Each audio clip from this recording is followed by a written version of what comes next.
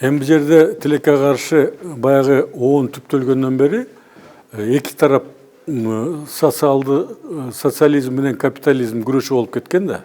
Ошондон бери ушу эптеп бир жеңишке, эптеп бир өзүнүн позициясын астыга сүрүшкө ар кандай ыкмалар пайдаланганда муну кош стандарттуулук дейт. Ошол кош стандарттуулукка каршы өзү ачык айкын сөзүн айтты.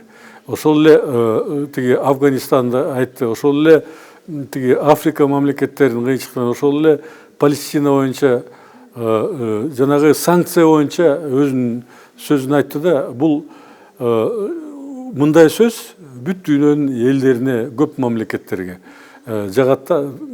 Дары чындыкты айтканда батыш мамлекеттердин көп саясатчыларына жагат.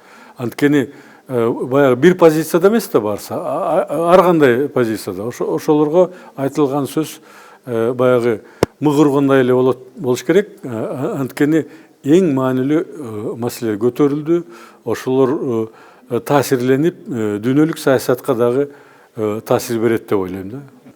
Менин оюмча, мына 34 жылдан бери мен ушу дипломатияда жүрүп, анан илим менен алек болуп, азыр ушу эл аралык илим менен мындай сөз кичинекей мамлекеттин өкүлү ошо оондун трибунасын сүйлөгөнү бул саясий эркти, анан чечкиндүүлүктү көрсөттү да. Бардык лидерлер муга бара албайт, ачык айтканда.